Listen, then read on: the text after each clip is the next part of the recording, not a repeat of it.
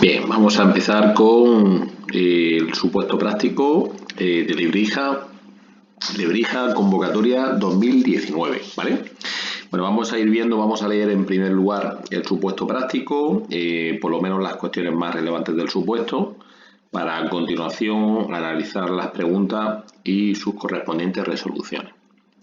Bien, en primer lugar se nos indica en el supuesto práctico que se recibe llamada telefónica, al parecer porque, según testigos, han presenciado un siniestro vial en el casco urbano de la localidad y que ha resultado herido un peatón por haber sido arrollado por un camión, ¿vale?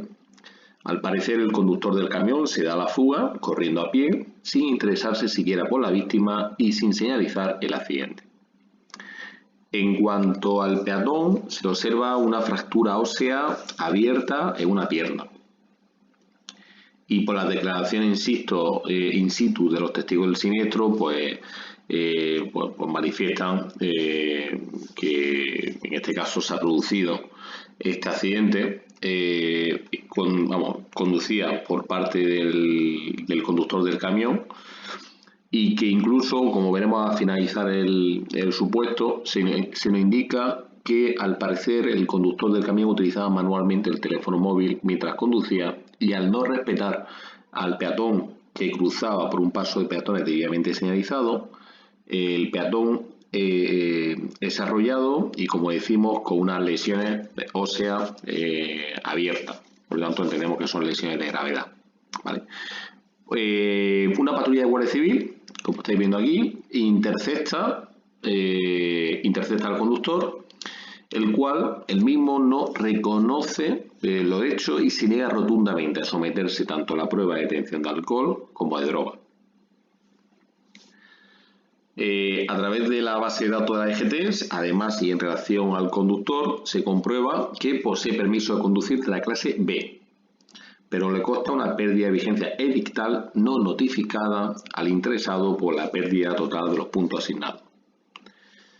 El vehículo es un camión de masa máxima autorizada de 7.500 kilos y cuyo seguro obligatorio caducó hace 10 días y cuya inspección técnica periódica caducó hace una semana.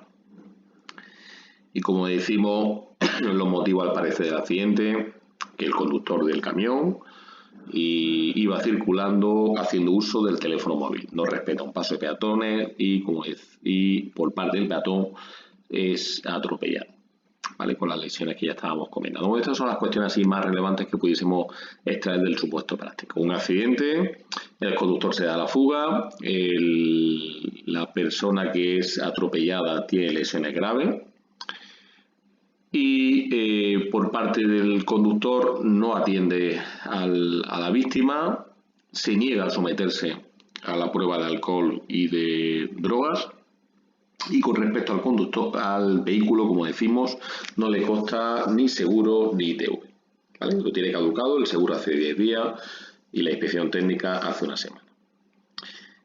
Bien, los datos así más relevantes y como normalmente habitual, aquí la información general lo extraemos, ¿vale? Básicamente son las conclusiones de las cuestiones que hemos ido reseñando como relevantes a lo largo del supuesto práctico, ¿vale? Bien, ahora a continuación se nos formulan 10 preguntas que, si os parece, para no hacer muy pesada la explicación, las vamos a ir contestando directamente, pregunta y respuesta. Antes de nada, como es habitual en la resolución de supuestos prácticos, hacemos una pequeña introducción haciendo referencia a las competencias en este caso de las policías locales, así como principios básicos de actuación, los cuales se recogen en el artículo 53 de la 286, así como artículo 5 en lo referente a los principios básicos. Hacemos referencia a las competencias de los municipios del artículo 25 de la Ley de Base de Régimen Local. Y ya en última instancia hacemos referencia tanto a la Ley de Coordinación como al texto refundido, este último en materia de tráfico, sobre las competencias también de los municipios. Bien, esto a nivel de introducción, ¿vale? En cuanto a la información general, accidente del conductor, destacamos las cuestiones más relevantes, desde el tipo de permiso que conduce, la fuga del lugar del accidente, que se niega a someterse a la prueba de alcohol, que al parecer iba haciendo uso del teléfono móvil y no respeta un paso de peatones debidamente señalizado, dando lugar al atropello del mismo, ¿vale? Esto en cuanto al conductor. Y en cuanto al vehículo, masa máxima autorizada 7.500, no tiene seguro y no tiene inspección técnica. Bien. En cuanto a legislación aplicable, aunque no se nos pregunta de manera directa, pero sí es siempre oportuno fundamentar nuestra actuación en base a una serie de normativas, la cual, en el caso que tengamos tiempo para reflejarlo, debemos o es oportuno que lo reflejemos, siempre y cuando hayamos contestado ya todas las preguntas que se nos formulan. Tenemos una legislación genérica y ya por materia. ¿Vale? La genérica, pues desde la Constitución española, 286 de la Fuerza y Cuerpo de Seguridad, 13/2001 en materia de coordinación, y por bloque o materia, pues materia penal, procesal y de seguridad ciudadana, y materia de tráfico, ¿vale? Bueno, pues de manera detenida de cada una de estas normativas por materia, y que por cierto, bueno, nada más que pinchar en el vínculo, y sobre todo para aquellos compañeros que se han ido incorporando en esta última semana, pues nada más que pinchando en el vínculo podéis consultar la norma si es de vuestro interés. Bien, vamos a ir ya respondiendo a las preguntas que nos plantean. Indique, en primer lugar, los ilícitos administrativos en que ha incurrido el conductor del camión con referencia a la norma o norma infringida y sanción o sanciones que pueda acarrear la misma y autoridad competente para su sanción. Bien, vamos a analizar cuestiones que hemos ido observando a nivel de infracción administrativa y a continuación las vamos calificando. Abandonar el lugar del accidente. Abandona el lugar del accidente, por lo que entendemos que está incurriendo una infracción grave al artículo 129 del Reglamento General de Circulación, ¿vale? Por no facilitar la identidad y colaborar con la autoridad o su agente estando implicado en un accidente de tráfico. No conlleva detracción de puntos, sanción 200 euros, competente el alcalde y responsable el conductor, ¿vale? Esas son las cuestiones así más destacables de este tipo de infracción. Aquí a continuación tenéis copia del codificado y tened en cuenta que como además, y lo veremos un poquito más adelante, a este conductor se le va a imputar un delito de abandono del lugar del accidente, ¿vale? Entonces, como vamos a instruir a nivel penal, esta infracción a nivel administrativa debe de quedar en suspenso, ¿vale? A la espera de la correspondiente resolución en vía penal por la misma conducta por la que se está dando cuenta en el ámbito judicial, ¿vale? Todo ello en base al artículo 85 del texto refundido, así como el artículo 2 del reglamento del procedimiento sancionador. Bien, segunda conducta. Negativa a someterse a la prueba de alcohol. Aquí se nos dice que se niega tanto la prueba de alcohol como la prueba de drogas, por lo que estará incurriendo en dos tipos de conductas distintas y compatibles desde un punto de vista administrativo, ¿vale? Estaríamos ante una infracción muy grave al artículo 21. Se sanciona con 1.000 euros, competente para sancionar el alcalde, detracción de 6 puntos y, por cierto, es una medida que conlleva la inmovilización y retirada del vehículo, ¿vale? Aquí tenéis la copia, vamos, el codificado en cuanto a la conducta y cuidado, como también en el ámbito penal vamos a dar cuenta por un delito de negativa de someterse a la prueba de alcohol y drogas que se tipifica en el artículo 383 del Código Penal. También debemos hacer como la conducta anterior, formular el correspondiente boletín y hacerlo constar en diligencias judiciales, ¿vale? Al objeto de que la vía administrativa quede suspendida ya a expensas de la correspondiente resolución de la vía penal. ¿Por qué? En base al principio no bis in idem que se contempla en los artículos 85 del texto refundido de la Ley Vial y artículo 2 del Reglamento de Procedimiento Sancionador. Ambos artículos y normativas refieren que la vía administrativa queda a expensas de la vía penal. Y ya sabéis que si se condena por vía penal, la vía administrativa se archivaría. En caso contrario que por vía penal no se condene, la vía administrativa continuaría, salvo que por vía penal se haya quedado probado la inexistencia de los hechos por los que se le denuncia. ¿Vale? Bien, negativa a someterse a la prueba de droga, estaríamos ante el mismo tipo en el ámbito penal, pero en el ámbito administrativo Aquí cuidado, igual que el alcohol estamos denunciando por el artículo 21, ¿vale? La negativa al alcohol, a someterse a las pruebas de alcohol. La negativa en materia de drogas sería una infracción al artículo 14, ¿vale? Por no someterse a las pruebas de detección de drogas tóxicas, estupefacientes o sustancias psicotrópicas, ¿vale? Bien, multa de 1.000 euros, competente para sancionar el alcalde, detracción de 6 puntos. Conlleva también la posibilidad de la medida de la inmovilización y aquí en el codificado podéis ver las características del tipo de infracción. Bien, y aquí exactamente igual que por vía que hemos comentado anteriormente por la negativa del alcohol, tened en cuenta que este tipo de conducta también es una conducta en el ámbito penal del 383 y actuaríamos exactamente igual que la conducta que acabamos de explicar en materia de la negativa de alcohol. La vía administrativa siempre va a quedar a expensas de la correspondiente resolución por vía penal. Bien, por no respetar la prioridad de paso de peatones debidamente señalizado con riesgo para peatones, ¿vale? En un principio, el no respetar la prioridad de paso, un paso de peatones debidamente señalizado, estaríamos ante una infracción grave al artículo 65 del Reglamento General de Circulación. Por cierto, una detracción de 4 puntos y competente para sancionar el alcalde, ¿vale? Y aquí veréis que en el codificado asimismo se contempla. Ten en cuenta que no respeta la prioridad de paso de los peatones con riesgo, tanto es así que ahí está siendo atropellado. Si no aprecias ese riesgo, si veis la diferencia es que no hay detracción de puntos. Bien, conducir utilizando manualmente el teléfono móvil, ¿vale? Estamos ante el artículo 18 del Reglamento General de Circulación, por conducir utilizando manualmente el teléfono móvil o cualquier otro dispositivo incompatible con la obligatoria atención permanente a la conducción. En un principio conlleva una detracción de 3 puntos, sanción 200 euros y es competente para sancionar el alcalde. ¿Vale? Aquí lo podéis ver en el codificado. Bien, no señalizar el lugar del accidente. Tened en cuenta que abandona el lugar y no solamente abandona el lugar del accidente, sino que no señaliza el lugar del accidente, ¿vale? Por lo tanto, estamos ante una infracción leve al artículo 130 del Reglamento General de Circulación. Conlleva una multa de una sanción de 80 euros, competente para sancionar el alcalde sin detracción de puntos. Vale, aquí podéis ver en el codificado. Bien, la siguiente conducta, conducir con una pérdida de vigencia edictal, ¿vale? Como nos indica el supuesto práctico, bueno, estaríamos ante una infracción muy grave al artículo 115A del Reglamento General de Conductores, ¿vale? Por conducir el vehículo reseñado careciendo de la autorización administrativa correspondiente. No conlleva detracción de puntos, se sanciona con 500 euros y es competente para sancionar por parte del jefe provincial de tráfico.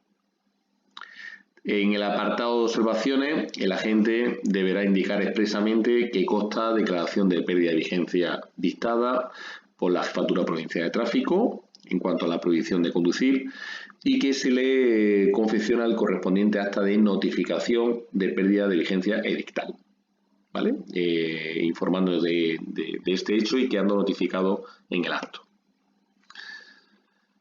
Bien, y aquí podéis ver el tipo de conducta en este mismo sentido, ¿vale? Que por cierto también nos refiere si el tipo de pérdida de vigencia no fuese dictal, sino se le hubiese notificado personalmente, como ahora a continuación y haremos constar, hubiese incurrido en la conducta del 084. Pero como es una pérdida de vigencia dictal, no se da dicho delito. Bien, la siguiente, conducir con un permiso que no la habilita atendiendo al tipo de vehículo y circula con un permiso de clase B, un camión de 7.500 kilos correspondiendo al tipo de permiso C1. Bueno, en un principio aquí se da, desde un punto de vista teórico, la infracción muy grave por conducir con un vehículo, en este caso un camión con una masa máxima autorizada de 7.500, con un permiso que no la habilita, él va con el permiso de la clase B, ¿vale? Bien, vosotros podréis decir, bueno, aquí está la infracción que en el codificado aparece, ¿vale? Infracción muy grave, detracción de 4 puntos, 500 euros, bien. Claro, el supuesto práctico por un lado nos indica que le consta una pérdida de vigencia distal y por otro que va conduciendo un camión con el tipo de permiso de la clase B, ¿vale? Bien, os recomiendo, pues porque aquí en un momento dado podéis plantear ya, pero si estamos denunciando con la pérdida de vigencia distal, pues no tiene mucho sentido esta segunda infracción. Pero como no debemos de ser ni jueces, ni fiscales, ni instructores de procedimiento, nuestro consejo es que siempre desde un punto de vista teórico hagáis constar al tribunal los conocimientos de los distintos tipos de conductas, como el supuesto que aquí nos ocupa, que estamos observando, ¿vale? No obstante, con respecto a esta segunda denuncia, ¿vale? Aquí os voy a constar una nota, ¿vale? Lo pongo aquí como ojo. En relación a esta última infracción, haremos constar en el boletín de denuncia que presenta un permiso de conducir de la clase B con pérdida de vigencia edictal. Todo ello al objeto de que el instructor del expediente sancionador valore la tramitación simultánea de las dos infracciones reseñadas, es decir, la de circular con una pérdida de vigencia edictal y esta que acabamos de comentar, ¿vale? O bien tramite la primera por conducir el vehículo reseñado careciendo de la autorización administrativa correspondiente, subsumiendo esta última, ¿vale? Nosotros de cara al tribunal les pondremos ambas infracciones, ¿vale? Lo digo, un consejo que os doy, ¿no? En principio, de cara a esta segunda infracción, si tenemos dudas de si la primera subsume o no a esta segunda, nuestro consejo es que hagáis constar los tipos de denuncias que incurren por un lado y por otro y que en esta segunda, en observación en el propio boletín de denuncia, hagamos constar la realidad de la situación, ¿vale? Es decir, conduce con un camión con un tipo de permiso B, pero cuidado, resulta que el B le consta una pérdida de vigencia distal, con el ánimo de que el instructor del expediente sancionador ya valore si los dos tipos de infracciones son compatibles o, en cambio, nos quedamos con el primero de conducir el vehículo reseñado careciendo de autorización administrativa, ¿vale? Bien, pero de cara al tribunal estamos exponiendo teoría de los tipos de conductas que nos plantean y esta observación pues nos impide meter la pata, porque en el caso de que la denuncia se tramitase con esta observación, el instructor del expediente contaría con la información para que él, que es la persona competente para adoptar cualquier tipo de medida y calificación de lo hecho, adopte la opción más correcta. Bien, y luego tenemos también otro tipo de conducta por impedir que sea conducido el vehículo por quien nunca haya obtenido permiso o licencia, ¿no? El artículo 11 de la Ley de Seguridad Vial castiga el no impedir que el vehículo sea conducido por quien nunca haya obtenido el permiso o la licencia de conducción correspondiente, ¿vale? Aquí correspondería, en principio, el tipo C1, ¿vale? Para poder conducir este tipo de vehículo y, en cambio, no tiene el tipo de permiso, ¿vale? Entonces, en este caso entendemos que habría que dar cuenta también del tipo de infracción que cometería el titular, que en este caso es una persona jurídica, al parecer, de construcción, según nos indica el supuesto, y haríamos constar esta infracción, ¿vale? Una infracción grave con 200 euros, competente para sancionar el alcalde. Bueno. Bien, bueno, fijaros que hace en la segunda dice indique lo ilícito administrativo en que ha incurrido el titular del camión. Bueno, precisamente esta última infracción a lo mejor deberíamos de contemplarla como el responsable y el titular en la siguiente, pero bueno, ya la hemos hecho constar y ya por lo menos así queda constante, ¿vale? Indique lo ilícito administrativo en que ha incurrido el titular del camión, si hubiera incurrido alguno, y con referencia a las normas o normas infringidas y sanción o sanciones que puedan acarrear la misma y autoridad competente para su sanción si hubiera lugar a ello. Vale. En materia de ITV caducada, bueno, estaríamos ante una infracción al artículo 10 del Reglamento General de Vehículos. El hecho infringido es no haberse sometido el vehículo reseñado a la inspección técnica periódica establecida reglamentariamente. Tener en cuenta que este tipo de infracción conlleva una sanción de 200 euros, una infracción grave, y la autoridad competente es el jefe provincial de tráfico quien le corresponde la sanción. Aquí a nivel recordatorio os hacemos referencia a un cuadro resumen de los tipos de infracciones, calificaciones, sanciones y observaciones en su caso, ¿vale? En materia de infracciones de ITV. Asimismo, estará incurriendo en una infracción también por circular careciendo de seguro obligatorio. En este caso, por incumplir el propietario del vehículo reseñado la obligación de suscribir y mantener en vigor un contrato de seguro que cubra la responsabilidad civil, ¿vale? Aquí estáis viendo el tipo de infracción o sanción que le corresponde, atendiendo al tipo de vehículo que le correspondería que sea C1, ¿vale? Por lo tanto, sería 2.800 euros de sanción o con el pronto pago 1.400, ¿vale? Bien. Por cierto, aquí en el tema de la sanción estoy observando que me he comido un 2, ¿vale? Sean 2.800 euros, ¿vale? 2.800 porque os recuerdo que el tipo de vehículo que circula es un tipo que le corresponde un tipo de vehículo que corresponde a un permiso del C1, ¿vale? Una infracción al artículo 2.1.5 y, ¿vale? Tal y como hemos contemplado aquí. Por lo tanto, sean 2.800. Aquí he pillado una pequeña rata. Le incorporamos el 2, ¿vale? 2.800. Bien, continuamos en el tipo de infracción, ¿vale? Ya de un punto de vista penal que le corresponde al conductor. Vale, pues hemos visto el primer punto, la infracción administrativa. Ahora vemos las infracciones penales. Vale. En primer lugar, estaríamos ante un delito de negativa del artículo 383 del Código Penal. Delito contra la seguridad vial es un delito menos grave, ¿vale?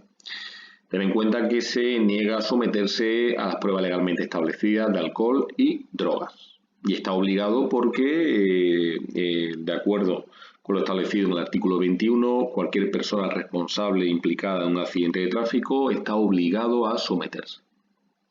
Bien, además está incurriendo en una segunda conducta penal de abandono del lugar del accidente, dejando una víctima con lesiones graves. Ten en cuenta que tiene una fractura ósea abierta en una pierna. Bien, por tanto, estaríamos ante el delito del artículo 382 bis, ¿vale?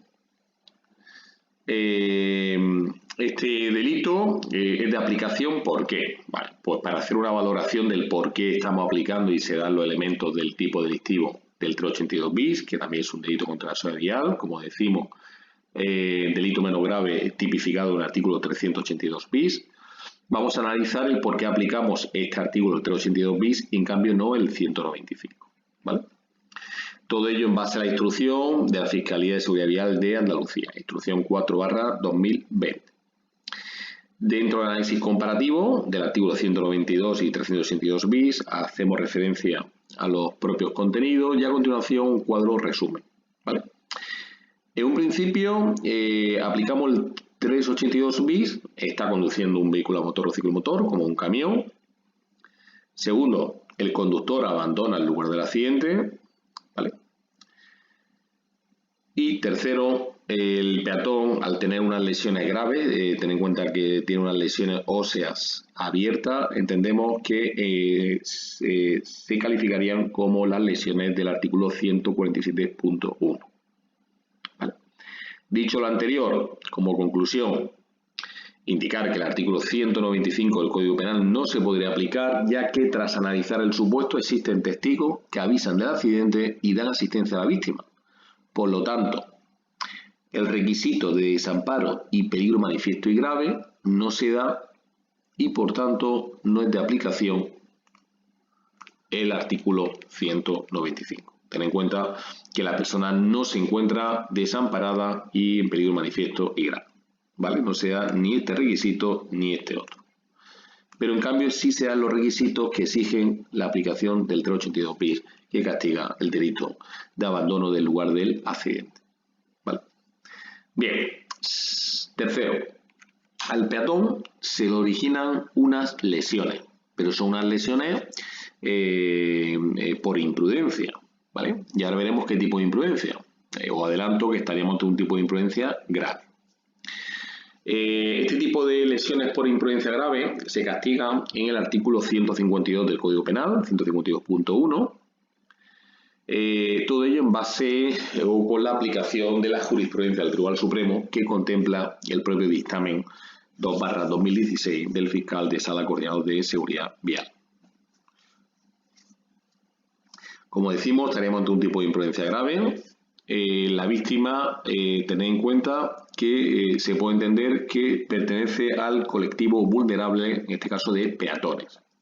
¿Vale? Y ahora explicaremos más detenidamente este dictamen. ¿Vale? El artículo 152.1 castiga el que por imprudencia grave causara unas lesiones previstas en los artículos anteriores y en particular el punto que nos interesa, ¿vale? Con la pena de prisión de 3 a 6 meses o multa de 6 a 18 meses, si se tratara de las lesiones del apartado 1 del artículo 147.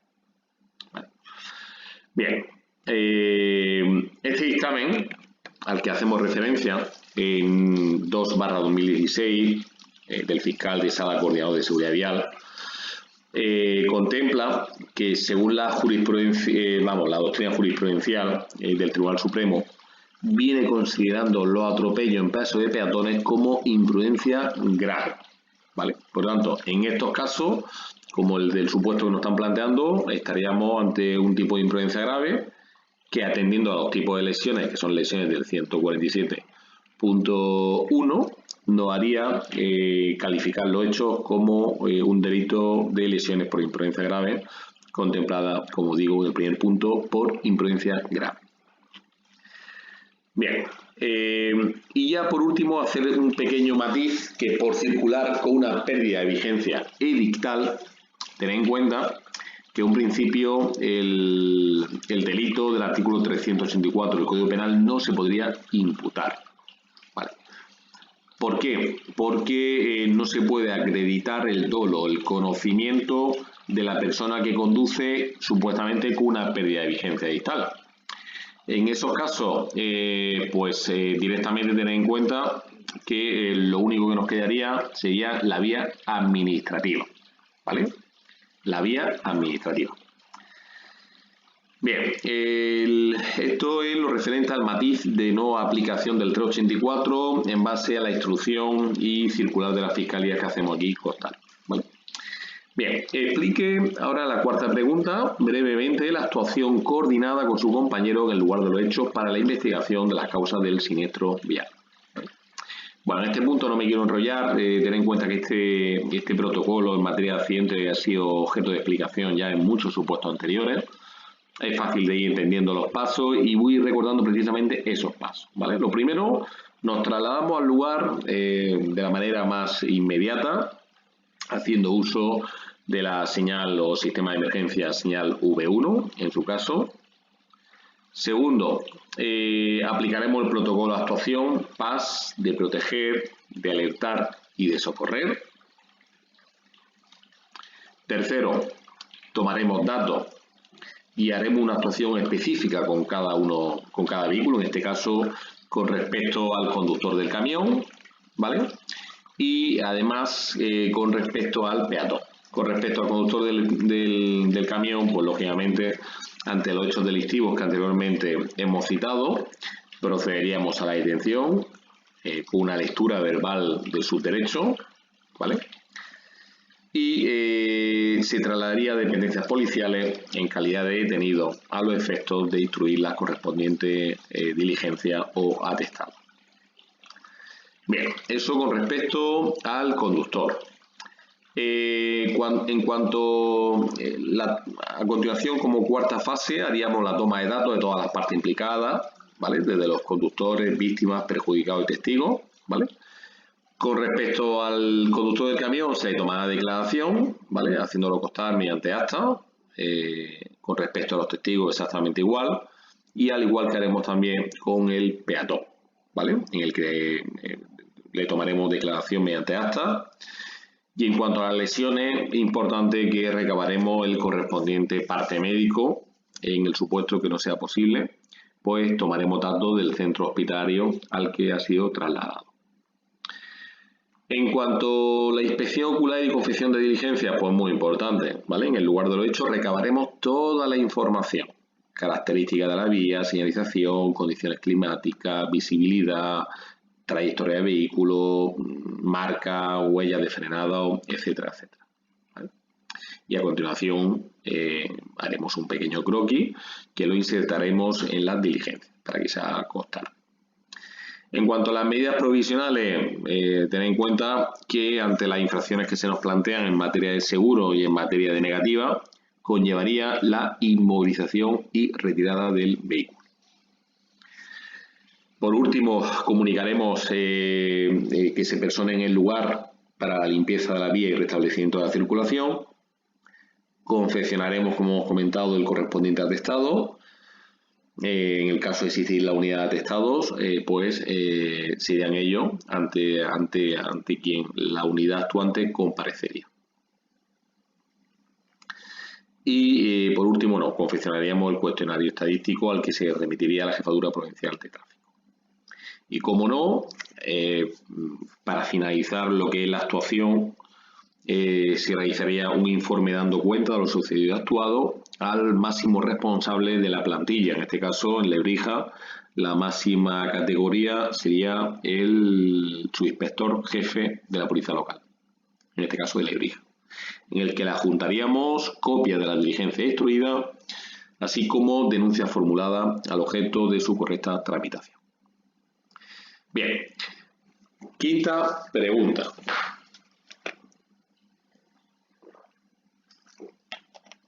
En esta quinta pregunta se nos indica que cuerpo de policía policial, ten en cuenta que el accidente se produce dentro del casco urbano, que el conductor del camión huye del lugar del accidente y lo intercepta una patrulla de la Guardia Civil, ¿vale? Y aquí se nos está preguntando que qué cuerpo policial va a ser el que va a intervenir para instruir el correspondiente atestado y el por qué.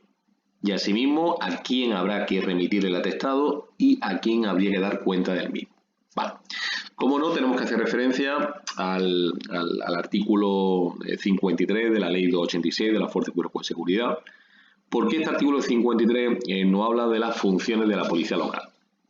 Dentro de las funciones le compete una de manera particular, que es la que contempla el apartado C de instruir atestados por accidentes de circulación en el casco urbano.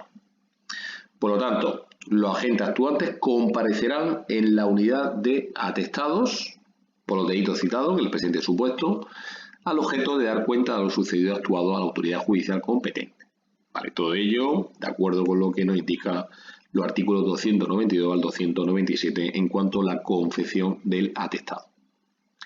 Asimismo, se nos pregunta que a quién vamos a dar conocimiento y a quién se va a remitir el atestado. Vale, para ello tenemos que recordar lo que nos dice el artículo 53.2 de la misma norma, de la 286, que nos dice que todo lo referente a las competencias funciones del apartado C y G deberán de ser comunicadas a la Fuerza y Cuerpo de Seguridad del Estado competente, presente en el municipio, ¿vale?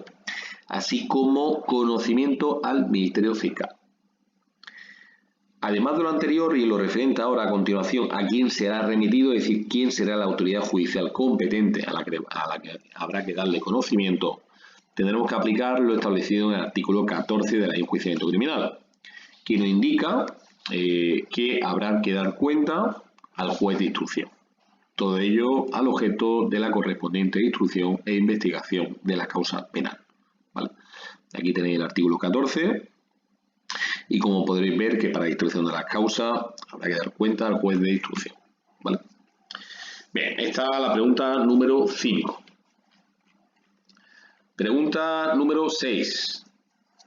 Enumere 10 diligencias indispensables que usted incluirá en un atestado para este caso, por orden. ¿Vale? Y aquí a continuación, bueno, pues tenéis, en este caso no hemos puesto más de 10 diligencias pues para que las tengáis siempre como referencia. Diligencia de conocimiento y traslado. Ten en cuenta que por diligencia habría que entender gestiones practicadas por parte de los instructores de las diligencias, del instructor y secretario. ¿Vale? Y aquí tenéis, si no me equivoco, han sido 20 diligencias las que hemos incluido para que tengáis de sobra y que tengáis siempre, bueno, más, bueno, sí, hay unas tantas, hemos quitado algunas, nos hemos equivocado aquí a la hora de la enumeración, 13, 14, 15, 16, pero bueno, aquí tenéis diferentes diligencias para que las tengáis presentes, ¿vale? Vamos a ir por lo menos leyendo las diligencias, ¿vale? Diligencia de conocimiento y traslado, diligencia de instrucción, en el que va a disponer el instructor aquellas diligencias o gestiones que se van a llevar en la práctica, diligencia de identificación o manifestación de testigos, diligencia de identificación del conductor del vehículo, en este caso del camión, de identificación del peatón atropellado, diligencia de inspección ocular, diligencia de daño de los vehículos, diligencia de investigación del grado de alcoholemia, diligencia de observación de síntomas externos, diligencia de sintomatología, diligencia de detención y lectura de derecho al detenido, diligencia de aviso de letrado para asistencia al detenido, diligencia de toma de declaración del conductor del camión, diligencia de toma de declaración, en este caso al peatón, diligencia de antecedentes del detenido, diligencia de situación del permiso de conducir, diligencia de extensión de los correspondientes boletines de denuncia, diligencia de depósito de los vehículos implicados en el accidente, diligencia de intervención cautelar del permiso de conducción, diligencia de citación, diligencia de puesta en libertad, de citación al perjudicado, de citación al responsable civil, en este caso las compañías de seguro, diligencia de croquis, diligencia de reportaje fotográfico, diligencia de informe de conclusión de lo hecho, para por último finalizar con la diligencia de finalización y remisión. Se nos ha preguntado por diligencia, no obstante nosotros a nivel complementario hacemos constar también las correspondientes actas, ¿vale? No es necesario porque no se nos está pidiendo, pero sí por lo menos para que os familiaricéis por si en cualquier otro tipo de examen os preguntasen por ese acta, ¿vale? Mi consejo es que entréis no solamente en la definición de las diligencias, sino básicamente también en qué consiste la misma. Hombre, es fácil deducir detrás de cada diligencia las gestiones que tiene por objeto cada una de ellas. Bien, nos vamos a la pregunta número 7. Explique brevemente su actuación coordinada con su compañero en el lugar de los hechos con respecto a la víctima, al vehículo y a los testigos. Bueno, con respecto a la víctima atropellada, bueno, en la fase de socorro a la que hemos hecho alusión, el protocolo PAS, procedemos a la asistencia y auxilio hasta la llegada de los servicios sanitarios. Vale, por supuesto, procedemos a la identificación y a informarles de los derechos que le asisten como perjudicado u ofendido, haciendo entrega del acta en base al artículo 109, 117, 172.1 de la Ley de Enjuiciamiento Criminal. Lógicamente, si la persona está en disposición, si no, posteriormente a ser asistido facultativamente, lo citaremos para que se persone en dependencias policiales y hacerle llegar los derechos que tiene como víctima, ¿vale?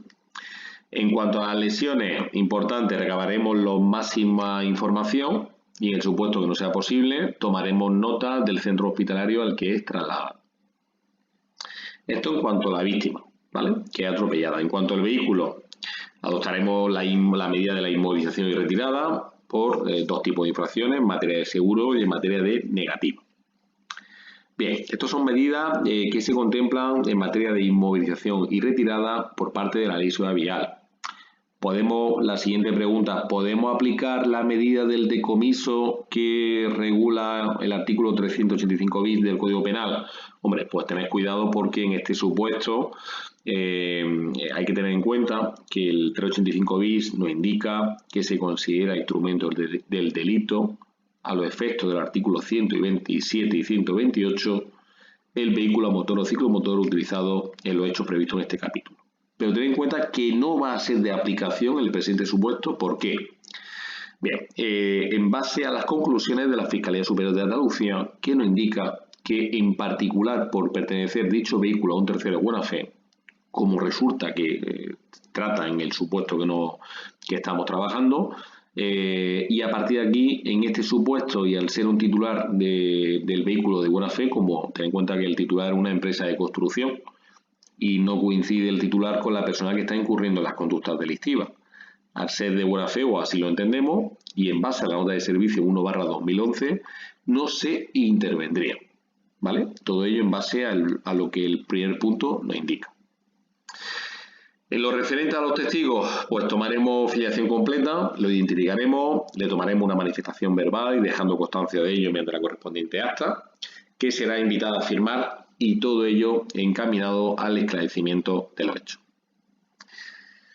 Asimismo, podríamos también informarle de la obligación que tiene de comparecer ante la autoridad judicial cuando sea requerido para ello y de las consecuencias de su no comparecencia. Vale. Bien, y ahora la siguiente pregunta, la pregunta número 8, nos indica, oye, ¿cómo procedería usted si estuviese de servicio en la centralita? Es decir, la persona que está coordinando el servicio desde Sala 092. Vale. En primer lugar, en el supuesto de estar en la centralita y al recibir la llamada comunicando el accidente, pues recabaríamos la máxima información posible sobre ubicación exacta del atropello, vehículo implicado, víctima en su caso, y una vez que tengamos esa información vamos a dar aviso a la unidad operativa, comisionando al lugar a la patrulla más cercana al lugar del accidente. En segundo lugar, y mientras que la unidad policial más cercana se aproxima al lugar de los hechos, vamos a comisionar aquellos servicios que entendemos que van a ser esenciales para la actuación policial, atendiendo a la información que ya hemos recibido telefónicamente. Para ello, se comisionarán los servicios de emergencia que corresponden, según la información recibida, por ejemplo, los servicios sanitarios, la unidad de atestado, ¿vale? Dejando constancia de estos avisos a través del correspondiente libro de telefonema. A continuación, y una vez que llega la patrulla actuante, vamos a facilitar toda la información que precise esta unidad y se nos solicite. Por ejemplo, situación administrativa del vehículo implicado, es decir, cómo se encuentra en materia de seguro y en materia de ITV. Y cualquier tipo de datos de interés que nos puedan solicitar. ¿Bien? Asimismo, comisionaremos al lugar la correspondiente grúa municipal, atendiendo al tipo de infracción que hemos visto en materia de seguro y de negativa a someterse a las pruebas de alcohol y droga, por lo que vamos a comisionar al lugar la grúa municipal al objeto de la correspondiente retirada del vehículo. Y asimismo, y al finalizar la actuación y posiblemente con los restos del accidente que se hayan podido dar en el lugar, como ejemplo de cristales, aceite, requeriremos para que se persone en el lugar el servicio de limpieza. Y ya por último, una vez que los agentes nos comunican que finalizan el servicio, le vamos a requerir para que atiendan aquellos servicios que puedan estar pendientes de atender. Bien, pregunta número 9. Indique si es necesario la denuncia de la víctima y si así fuera, para qué delito o infracción. Bien. Con respecto a esta cuestión, me voy a remitir directamente en cuanto a la calificación que hemos indicado de aplicación del artículo 152.1, que hemos justificado anteriormente en materia de lesiones por imprudencia grave. Ten en cuenta que aquí hablamos en cuanto al delito que sufre la víctima, en cuanto a las lesiones que tiene con motivo del atropello, al ser unas lesiones motivadas por una imprudencia grave del conductor. Todo ello en base a la justificación que hemos dado anteriormente en cuanto al dictamen 2/2016 de la Sala Coordinadora de Seguridad Vial, siempre amparado por jurisprudencia del Tribunal Supremo, que se entiende que aquellos peatones que se han atropellado en un paso de peatones debidamente señalizado, como consecuencia de ello, se califican los hechos por imprudencia grave. En particular, la conducta del primer punto, ¿vale? El 152.11. A partir de aquí, este delito que hemos calificado anteriormente es un delito que hay que actuar de oficio, ¿vale? De oficio. En cambio, si el tipo de imprudencia que hubiésemos calificado se hubiese tratado de una imprudencia menos grave, aquí sí este tipo de imprudencia es necesario denuncia. Pero como decimos, en base a las justificaciones que hemos dado anteriormente, estamos ante el delito del artículo 152.1 y por tanto ante un delito público y nuestra actuación deberá ser una actuación de oficio. Bien, y ya la última pregunta, resuma los derechos que le asisten al conductor del camión caso de ser investigado, no detenido y si puede o no renunciar a la asistencia de letrado. Vale, tener en cuenta que aquí los derechos que le asisten al investigado no detenido habrá que atenerse a lo que nos indica el artículo 771.2 de la Ley de Enjuiciamiento Criminal. ¿Vale? Con respecto a estos delitos, aquí a continuación hago referencia a cuáles son los 4 derechos a los que tiene. Derecho a guardar silencio, no declarando si no quiere, a no declarar contra sí mismo y a no confesarse culpable, derecho a designar abogado, ¿vale?